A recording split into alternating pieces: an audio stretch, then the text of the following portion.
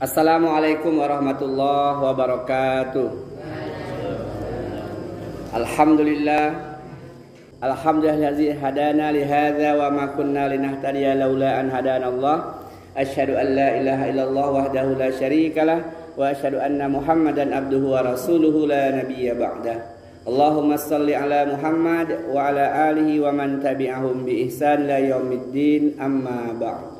Faya ayyuhal hadirun ittaqullaha haqqa tuqatih wa la tamutunna illa wa antum muslimun. Saudara-saudariku jamaah Masjid Nurul Ihsan rahimakumullah. Alhamdulillah, senantiasa kita bersyukur kepada Allah Subhanahu wa taala. Allah telah memudahkan kita untuk beribadah kepadanya. Yakinkan dalam diri kita bahwa bisanya kita sholat maghrib berjamaah atas pertolongan Allah Subhanahu wa ta'ala. Kemudian salawat dan salam semoga senantiasa tercurahkan kepada teladan terbaik kita Nabi Muhammad sallallahu alaihi wasallam, pada keluarganya, pada sahabatnya, dan juga pengikutnya yang setia dari awal hingga akhir zaman. Allahumma amin. Jamaah rahimakumullah, ini pertemuan kita yang keempat, melanjutkan apa yang kita kaji bersama-sama tentang sesuatu yang harus betul-betul kita pahami untuk kita hindari. Tidak ada perkara terbesar yang harus kita pahami setelah kita mentauhidkan Allah kecuali menjauhi dari kesyirikan. Jamaah rahimakumullah, saking pentingnya kita mengetahui perkara ini, maka Rasulullah mendefinisikan langsung makna syirik. An taj'ala lillahi niddan wa huwa khalaqaka. Dalam hadis Bukhari Muslim dijelaskan, Rasulullah bersabda, engkau mendatangkan, engkau menjadikan, engkau membuat tandingan atau sekutu bagi Allah padahal Allah yang menciptakanmu. Itu definisi syirik yang dijelaskan oleh Rasulullah. Jamaah rahimakumullah, kita pahami untuk kita hindari. Huzaifah ibnul Yaman sahabat. Jamaah rahimakumullah, tadi sudah saya sampaikan, engkau mendatangkan, menjadikan, mengadakan tandingan sekutu bagi Allah padahal Allah yang menciptakanmu. Ini garis besar dari definisi syirik, makna syirik. Secara hakikat syirik itu dalam 4 hal. Yang pertama, syirik dalam niat. Berniat dalam hati beribadah kepada selain Allah. Kepada Allah dia ibadah, tapi ke lain dia juga dia ibadah. Dia melakukan ibadah dengan niat untuk kepentingan dunia misalnya. Kedua, hakikat syirik itu adalah syirik dalam hal taat. Dia taat kepada selain Allah sama taatnya seperti kepada Allah. Kemudian yang ketiga, hakikat syirik adalah syirik dalam hal cinta. Dia mencintai sesuatu selain Allah melebihi cintanya kepada Allah atau sama besarnya cintanya kepada Allah. Kemudian yang keempat, syirik dalam doa.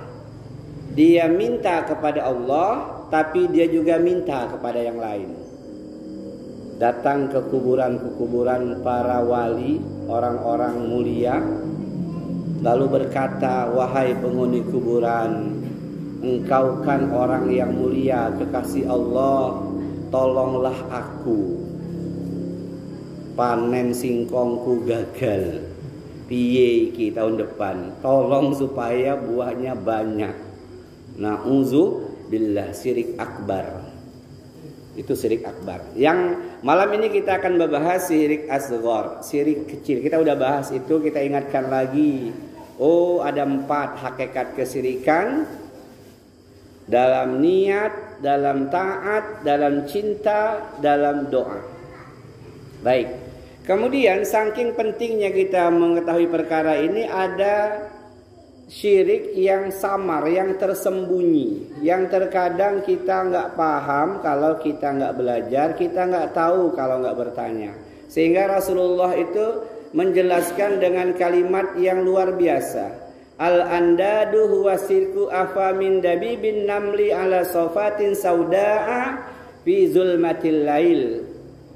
Menjadikan sekutu-sekutu itu adalah berbuat syirik, dosa yang lebih samar daripada langkah-langkah semut, rayapan semut, jejak-jejak semut yang merayap di atas batu hitam di kegelapan malam. Saking halus tersembunyinya, sehingga kalau kita nggak ngaji, sudah bisa dipastikan kita pasti akan terkena dengan kesyirikan. Sehingga sahabat dulu, ya Rasulullah, alangkah samarnya, halus, lembut, tersembunyi semut di atas batu hitam di kegelapan malam, nggak mungkin kami tahu. Gimana kami supaya bisa bebas, lepas, atau dimaafkan, diampunkan dari dosa kesyirikan? Maka kata Rasulullah, senantiasa kalian berzikir dengan kalimat zikir doa yang sudah dibagikan pada 3 pekan yang lalu. Allahumma inni a'udzubika an usyrika bika syai'an na'lamu wa astaghfiruka lima la na'lamu. Sudah lupa Ustaz kertasnya entah di mana. Udah saya siapin lagi fotokopinya. Jangan takut. Saking saya khawatir ya jamaah rahimakumullah. Saking saya khawatirnya di tempat lain juga saya bagikan lagi. Kok bagikan? Sudah hafal semua belum? Kertasnya entah di mana Ustaz. Nah, ini saya bagikan lagi. Minimal 2 kali pagi petang menjadi zikir yang selalu nggak pernah lepas.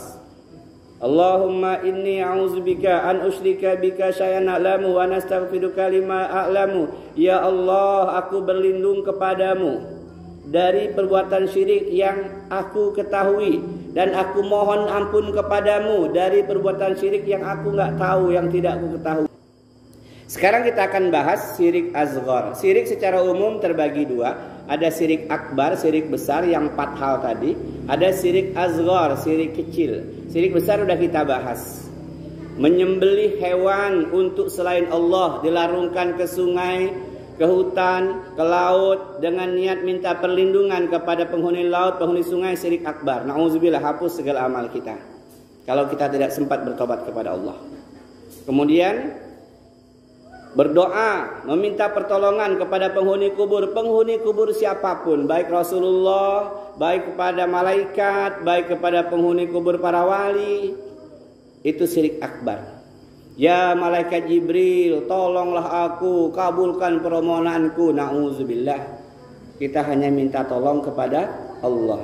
Iyyaka na'budu wa iyyaka nasta'in. Kata para ulama, barang siapa mentahqiq kalimat ini, mempelajari maknanya, terjemahnya, tafsirnya dengan pendalaman yang luar biasa, maka insya Allah dia terlindung dari kesyirikan. Baik, sekarang kita akan bahas syirik asghar, syirik kecil. Walaupun dikatakan syirik kecil, jangan sampai kita abaikan, karena syirik kecil itu akan mengantarkan kepada syirik besar. Di antara yang paling banyak dilakukan manusia, riya dan sum'ah. Riya dan sum'ah. Jamaah rahimakumullah, apa itu riya? Kita pahami dulu. Akhir zaman ini hampir semua orang suka betul memamerkan amalnya. Lagi baca Quran, klik, alhamdulillah 3 juz malam ini. Di share malam, pagi dicek berapa yang nge-like. Ya Allah, cuma 3 orang.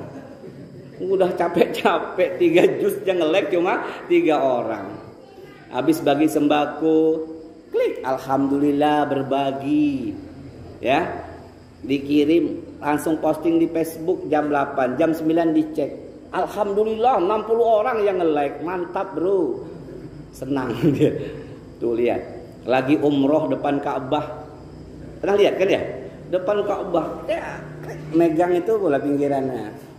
Langsung dikirim ke Facebook. Tunggu 2 jam lihat yang komen. Barakallah, barakallah, barakallah.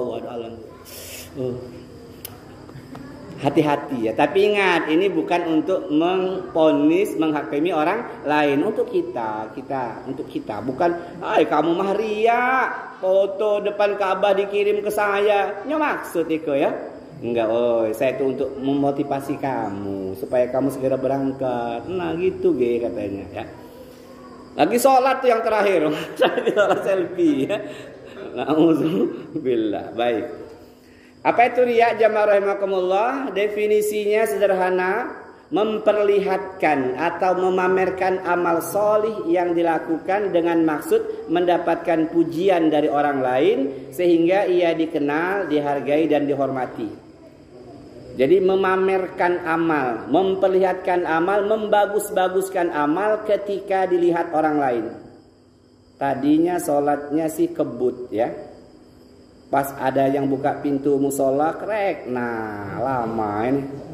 Ayat rokat pertama ina atau ina, rokat kedua dibantahnya yasin. Yasin, kok lama mas? Ada yang lihat. Ya, na'udzubillah. Maksudnya supaya dia mendapat pujian. Kalau riya memperlihatkan, roya melihat ya, memamerkan. Kalau sum'ah membicarakan atau memberitahukan atau memperdengarkan. Sam'i berasal dari telinga. Asal katanya sum'ah itu sami, telinga. Jadi ketika kita ngaji di rumah Bu, habis maghrib, tadi ngajinya santai awalnya. Bismillahirrahmanirrahim. Ada sendal lewat samping rumah, kresek. Alhamdulillahi Rabbil Alamin. Dengar nggak dia ya? Wih, kata yang di luar, mantap betul ngajinya. Hilang suara kresek sendalnya, kembali pelan. Ar-Rahmanir-Rahim. Nah itu sum'ah namanya. Na'udzubillah. Baik, jamaah rahimakumullah. Apa dalil yang melarang kita untuk berbuat riya dan sum'ah? Sabda Nabi SAW, Inna awahfama akhafu alaikum sirkul asghar. Qalu ya Rasulullah wa masirul asghar. Qala riya, kata Nabi, sesungguhnya yang paling aku takutkan dari apa yang aku takutkan menimpa kalian adalah syirik asghar, syirik kecil. Maka para sahabat bertanya, apa yang dimaksud dengan syirkul asghar ya Rasulullah? Beliau SAW menjawab, ar-riya. Salah satu contoh syirik asghar, ar-riya, memperlihatkan amal kepada orang lain, memamerkan amal kepada orang lain dengan niat supaya dia dipuji, disanjung, dihormati, dikagumi. Mantep Bapak itu, saya lewat depan rumah lagi ngaji, dia suaranya merdu bener. Karena kamu pas lewat samping rumah, pas kamu jauh dia kembali ngaji dengan cara lama. Ya, na'udzubillah. Nah, baik. Nih kalau di kota mau pengajian aja pakai apa namanya, tongsis ya? Pakai tongsis. Langsung di-share lagi pengajian ibu-ibu ya. Nanti tunggu 2 jam dilihat berapa yang komen, yang nge-like. Kalau yang nge-like-nya banyak senyum dia. Alhamdulillah. Kalau yang nge-like-nya dikit dia orang enggak tahu apa saya lagi ngaji, woi. Nah, alhamdulillah. Baik. Kemudian hujah yang lain kita sering mendengar ayat ini. Fawailul lil musallin alladzina hum an salatihim sahun alladzina hum yura'un wa yamna'unal ma'un. Tadi yang dibaca beliau tadi. Celakalah bagi orang-orang yang sholat, yaitu orang-orang yang lalai dari sholatnya, orang-orang yang berbuat riya, pamer dengan amal solihnya, dan orang-orang yang enggan menolong dengan barang berguna. Celaka orang-orang riya itu, yang pamer dengan amal solih. Ingat, riya kaitannya dengan amal solih, bukan dengan baju, motor, mobil. Itu bukan riya, jangan salah. Jadi kalau orang pamer handphonenya baru mahal, itu bukan riya. Riya itu memamerkan amal solih apapun. Amal solih itu apa? Amal yang dicintai dan diridhoi oleh Allah Subhanahu Wa Taala, itu amal solih. Jamaah rahimakumullah. Masih banyak dalil yang lain. Dalil berikutnya hadis Rasulullah, maukah aku kabarkan kepada kalian sesuatu yang lebih aku takutkan atas kalian daripada Masih ad-Dajjal? Dia berkata, kami mau ya Rasulullah. Maka Rasulullah berkata, yaitu syirkul khafi, yaitu seseorang sholat lalu memperindah sholatnya karena ada orang yang memperhatikan sholatnya. Hadis riwayat Ibnu Majah. Tadi sudah saya jelaskan di awal. Ketika sendirian kebut sholatnya, ada orang lama, rukuknya lama betul, sujudnya lama, nggak bangun-bangun, rupanya sudah berangkat ya. Alhamdulillah. Baik, jamaah rahimakumullah. Contoh riya supaya kita pahami untuk kita hindari. Wah, ini kan di tempat saya sering, saya ini Pak Haji loh. Oh iya Pak, saya lupa kalau Bapak udah haji. Ya. Dari perkataan, menceritakan amal solih kepada orang lain. Nggak ada yang nanya, tapi dia cerita. Saya barusan wirid 1000 kali tadi. Iya tuh? Iya, mantap kamu. Saya gitu loh. Tadi malam saya tahajudnya agak telat. Biasanya saya mulai jam 2. Tadi malam jam 3. Langsung kita jawab, Pak, yang nanya siapa? Sakit hati dia. Kamu ini nggak menghargai saya katanya. Jadi langsung ini, riak dalam perkataan. Nggak ada yang nanya, nggak ada yang komentar, dia sendiri yang ngomong. Yang kedua, berbicara lemah lembut kepada orang tertentu saja. Kalau dia ngomong dengan orang yang dihormatinya, misalnya gurunya, ustadznya, ngomongnya lembut betul. Tapi dengan orang lain ngomongnya keras, meledak-ledak. Dia bedakan pembicaraannya. Ini juga riya, pamer dia. Kalau depan gurunya, ya, monggo Pak, silahkan. Yuk, dekat orang, apa gimana sih? Itu nggak, kita kalau nggak belajar nggak tahu. Kok dia membedakan ya perlakuannya kepada si fulan, kepada kita kok ketus ya, kepada orang tuh itu nunduk-nunduk dia. Supaya dilihat yang bersangkutan, dia itu orangnya lemah lembut, santun, pamer, riya dia. Dan ingat, riya ini samar, tersembunyi. Kita nggak tahu terkadang bahwa telah berbuat riya, karena kita membedakan bicara dengan si A dengan si B. Kenapa kita dengan si A lemah lembut? Karena kita anggap dia orang mulia, taat dan sebagainya. Kenapa dengan B kita kasar? Kita anggap orang ini orang nggak taat. Jadi kita sudah berbeda cara kita berbicara kepada orang. Nauzubillah. Kemudian membaca Al-Quran yang dimerdu-merdukan, dipasih-pasihkan ketika didengar orang agar mendapat pujian. Ini tadi sudah. Ya, kalau nggak ada yang dengar, bacanya ngebut cepat. Ketika ada yang dengar, mulai pelan, mulai di nadanya naik dikit, biar orang tahu kalau saya lagi ngaji. Kemudian menceritakan kehebatan kealiman ustadz atau gurunya, agar dia ikut naik pamor sebagai murid. Kamu tahu nggak, guru saya itu, tahajudnya nggak pernah tinggal semenjak 15 tahun yang lalu. Puasa Nabi Daudnya sudah 20 tahun. Kitabnya 3 lemari. Saya muridnya loh. Muridnya. Jadi ini membanggakan guru, memuji-muji guru untuk menaikkan dia sendiri sebagai murid. Jadi kalau ada orang yang seperti itu, tapi jangan kita cap untuk kita. Kita nggak boleh seperti itu. Kalau ada orang yang seperti itu, ciri-ciri ini. Tapi nggak usah diomongin ya. Itu namanya riak, mas bro. Nggak usah kamu angkat-angkat puji-puji guru. Itu saya tahu. Jangan, nanti tersinggung dia. Marah pula nanti nggak ditegur ya kita. Baik. Kemudian menceritakan kekurangan, kelemahan temannya dengan maksud meninggikan dirinya. Ini dengan ucapan. Kalau Fulan gimana di Nurul Ihsan itu? Fulan masolatnya nggak pernah ke masjid, paling Jumatan doang. Kan nggak ada bahasa saya ke masjid terus kan ya. Tapi di balik bahasa itu dia ingin bicara Fulan itu nggak pernah ke masjid kecuali Jumatan. Kalau saya memang 5 waktu di masjid. Itu ucapan di baliknya. Ini kalau nggak kita pelajari kadang kita kan begitu. Ada loh kawan saya itu, siapa itu loh si Anton itu di tempat kamu itu, gimana dia itu ngaji nggak ngaji? Sebulan sekali dia ngaji. Atau nggak pernah dia ngaji, itu males ngajinya. Omongannya begitu, tapi di balik itu kalau saya rajin ngajinya. Nah ini jamaah rahimakumullah, menjelekkan, menceritakan kekurangan orang lain untuk meninggikan dirinya. Walaupun tidak ada bahasa meninggikan dirinya. Ini hati-hati betul kita. Seperti semut hitam di atas batu hitam di kegelapan malam, halus tersembunyi. Jamaah rahimakumullah.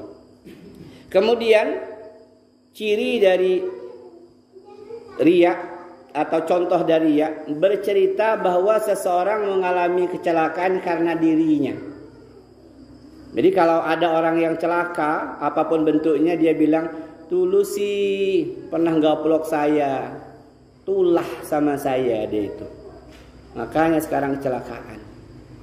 Dulu sih misalnya ada tetangganya yang sakit parah. Kamu tahu gak yang sakit parah? Dulu tuh pernah ngejek-ngejek saya, menghina saya. Sekarang lihatlah akibatnya. Dia merasa orang itu celaka gara-gara dia. Ini masih banyak. Masih banyak yang kayak gini. Punya keyakinan, pemikiran bahwa orang lain itu celaka gara-gara pernah jahatin dia. Pernah menzolimi dia. Padahal gak ada hubungan. Nggak ada hubungan. Jamaah rahimakumullah. Baik, kemudian merendah-rendahkan diri dengan niat maksud meningkatkan kualitas diri. Kalau kamu ngajinya gimana, bro? Saya nggak banyak, tiap malam paling 3 juz. Merendahkan ya? Saya sedikit ngaji, paling tiap malam 3 juz. Itu mah bukan dikit, saya cuma 3 ain. Ini merendah-rendah, tapi tujuannya menaikkan diri. Kamu nyumbang berapa tadi infak untuk Nurul Ihsan? Cuma dikit. Berapa sih? Enggak enak ngomongnya. Cuma dikit, saya dikit banget. Berapa? 10 juta. Oh kamu ini 10 juta dibilang dikit. Nah ini mesti sering kita dengar, hati-hati untuk kita ya, jangan orang untuk kita. Jadi kalau kita bilang enggak, saya nyumbangnya sekian. Kalau ditanya misalnya, lebih baik disembunyikan. Karena salah satu untuk membebaskan dari penyakit riya itu sembunyikan amal kita. Biar hanya Allah yang tahu. Tidak perlu manusia tahu. Apa gunanya beribadah kalau ingin dipuji manusia? Nggak ada guna-gunanya. Nggak dapat apa-apa, dunia akhirat batal amal-amal kita. Hanya karena senang dipuji, na'udzubillah. Baik jamaah rahimakumullah. Contoh riya dalam perbuatan. Ini dalam perbuatan. Pertama, menghiasi sholatnya dengan memanjangkan bacaan saat berdiri. Lama betul. Tahap apa dibacanya. Tapi kalau di rumah, inna a'toina sama kuluhu. Di masjid jadi imam bacanya surat Al-Mulk. Tabarakalladzi biyadihil mulk. Woi, kata makmumnya, mantap.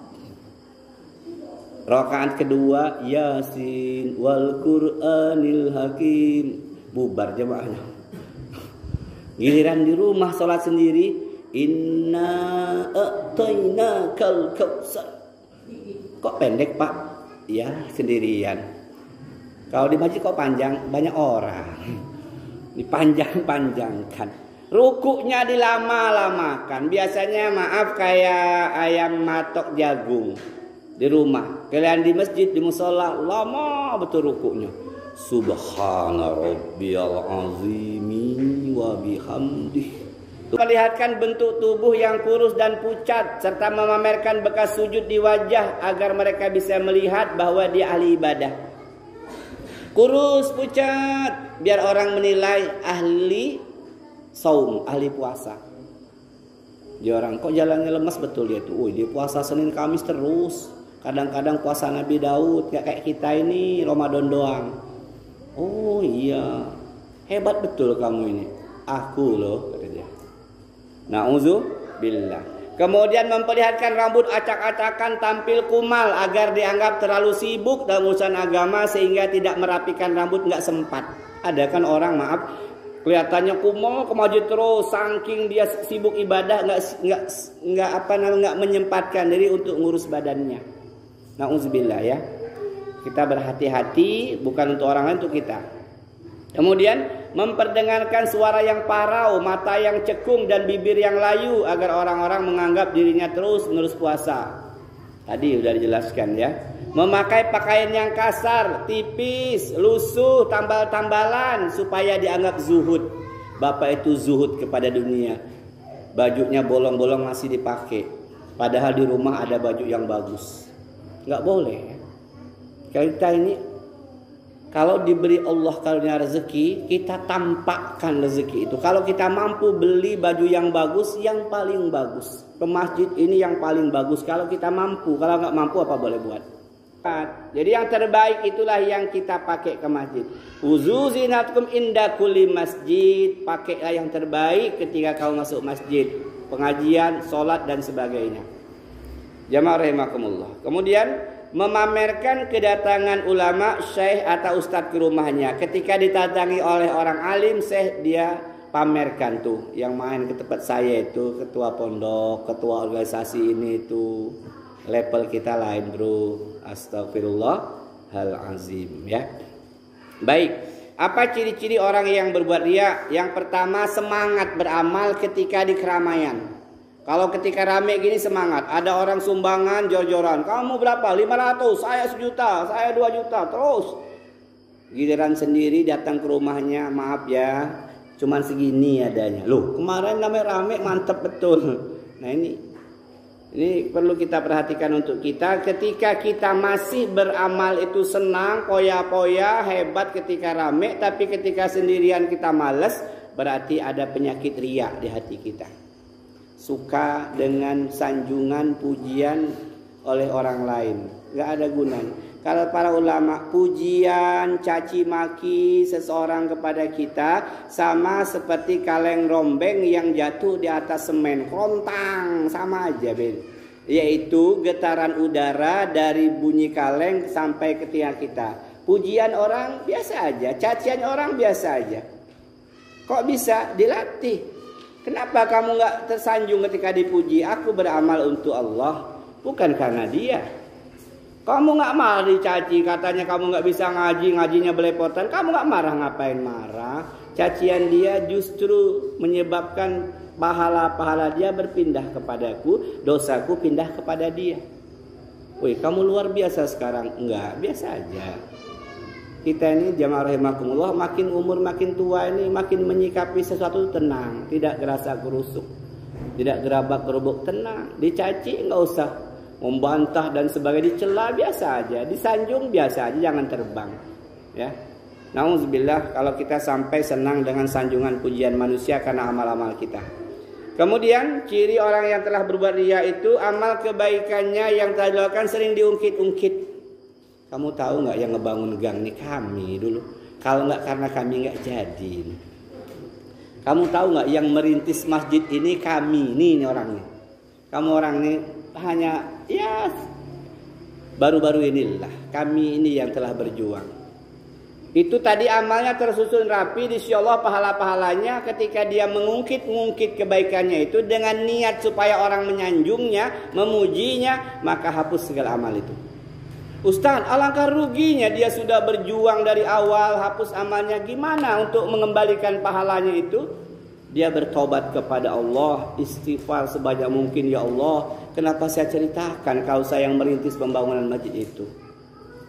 Kalau dia nggak sempat istighfar, nggak bertobat kepada Allah, hapus amal-amalnya. Nauzubillah. Ya, jemaah rahimakumullah, maka jangan pernah mengungkit-ungkit kebaikan yang pernah kita berikan kepada orang lain. Dia itu kalau nggak karena saya nggak jadi apa-apa, dulu ikut kami dia itu. Nah itu bahasa-bahasa yang jangan sampai keluar, jangan ada pula di hati kita. Kalau sudah berbuat baik, lupakan, nggak usah diingat-ingat. Saya berbuat baik itu untuk mendapatkan balasan dari sisi Allah, bukan pujian dari manusia. Kita nih orang tua nih udah baik sama anak kita, kita rawat, kita sekolahkan, kita nikahkan, kita pesta, duit kita habis banyak. Jangan pernah berpikir kalau dia nanti durhaka kita keluar omongan, nah anak durhaka kamu, bak setengah mati nyekolahin kamu ya. Giliran sekarang kamu sudah kaya, kamu nggak peduli sama bak. Hapus seluruh amal kita yang didik dia dari kecil itu. Karena kita mengungkit-ungkit kebaikan kita. Ini penting karena ada orang tua ketika anaknya tidak bakti kepadanya lalu mulai dia nyerocos kemana-mana. Gimana anakmu pulang nggak lebaran? Nggak pulang, kurang ajar. Pulang tempat mertuanya ke Jawa sana. Ini ayahnya yang ngurusi dari kecil. Nauzubillah. Ingat-ingat ini jamaah rahimakumullah, jangan pernah mengungkit-ungkit amal kebaikan kita, lupakan aja. Ketika ditanya orang, Bapak nggak marah? Enggak. Bapak sudah merawat dari kecil? Enggak. Kok Bapak biasa aja? Yang saya harapkan balasan dari Allah. Saya didik, saya rawat, saya baik, saya kuliahkan, saya mengharap balasan dari Allah, bukan dari anak saya. Kalau dia nggak buat baik sama saya, durhaka, dosa dia kepada Allah. Saya sudah aman insya Allah, karena saya berbuat ini untuk Allah, karena Allah. Ini harus kita tanamkan dalam diri dan jiwa kita. Kemudian yang ketiga, ciri-ciri orang yang telah berbuat riya dan sum'ah, beramal hanya sekedar ikut-ikutan. Dilakukan apabila sedang berada di tengah-tengah orang banyak. Tadi udah kaitannya dengan nomor 1 hampir sama. Ikut-ikutan, nyumbang juga. Lewat kotak infak, kawan ngasih. Tadi dia nggak niat sama sekali. Karena kawan ngasih nggak enak dilihat orang, buka dompet juga akhirnya. Ada 100, 50, 20, 10, 5.000, 2.000. Mana yang diambil? Ya 2.000 jadilah. Jadi dia beramal karena ikut-ikutan doang, bukan ikhlas dari hati yang paling dalam. Kemudian jamaah rahimakumullah, amal kebaikannya selalu ingin dilihat dan diperhatikan oleh orang lain. Jadi ketika berbuat amal soleh, orang-orang yang selalu ingin dilihat orang, diperhatikan orang, berarti ada penyakit riya di hatinya. Maka jamaah rahimakumullah, pastikan sembunyikan amal-amal soleh kita seperti kita menyembunyikan keburukan-keburukan kita. Ini yang harus digarisbawahi. Sembunyikan amal-amal soleh kita seperti kita menyembunyikan keburukan-keburukan kita. Gimana Ustaz kalau saya menyembunyikan amal soleh? Mudah sekali, diajarkan oleh para ulama. Kalau kamu bantu orang supaya orang itu nggak tahu kamu bantu, kamu tolong, kamu kasih, taruh sembako di depan rumahnya lengkap, 1 paket 250.000, tulis untuk yang punya rumah ini, taruh depan pintunya, ketok, tung tung tung, habis itu kabur gas motor ngomong, dibacanya untuk yang punya rumah ini. Alhamdulillah ya Allah, dapat sembako kita ya, entah sari apa nih, tapi di sini jelas bahasanya untuk kita. Kita sudah kabur. Ini kadang-kadang nunggu kita. Cepat lagi ngucapin terima kasih udah dibantu. Makasih ya, pendek amat makasihnya. Terima kasih ya Pak. Nah, kata Allah nggak perlu kamu nunggu ucapan terima kasih. Karena ini belajar untuk betul-betul ikhlas karena Allah, membebaskan dari penyakit pamer, ingin disanjung, dipuji karena amal solih. Tetap harus kita belajar terus. Bisa nggak Ustadz? Lama-lama insya Allah bisa. Ketika bisa itu nyaman beribadah ketika orang lain nggak ngelihat, itu yang luar biasa. Baik, yang kelima, saya minta waktu sebentar. Bertambah semangat beramal apabila mendapat pujian, sebaliknya menurun apabila dicela orang. Jadi kalau dipuji orang, Bapak nyumbang berapa? 2 juta. Mantap, hebat betul Bapak ini. Minggu depan nyumbang 3 juta. Jadi kalau dipuji tambah semangat beramal. Tapi kalau dicela langsung mundur dia. Bapak ini ternyata nyumbang cuma 50.000. Besok nggak nyumbang lagi dia. 50.000 aja diejek. Saya udahlah nggak usah aja sekalian. Rupanya beramal hanya untuk dipandang, dipuji manusia. Na'udzubillah. Summa na'udzubillah. Demikian kita break untuk sholat isya berjamaah. Kita lanjutkan setelah ini. Jamaah rahimakumullah, jadi tema kita syirik asghar, syirik kecil yang masih sering dilakukan itu riya dan sum'ah, memamerkan amal solih atau memperdengarkan amal solih kepada orang lain yang tadinya tersembunyi, akhirnya orang tahu dengan tujuan untuk kebanggaan diri supaya dipuji orang, supaya disanjung. Maka insyaallah dengan ilmu sedikit ini pelan-pelan kita perbaiki diri kita. Demikian. Assalamualaikum warahmatullahi wabarakatuh.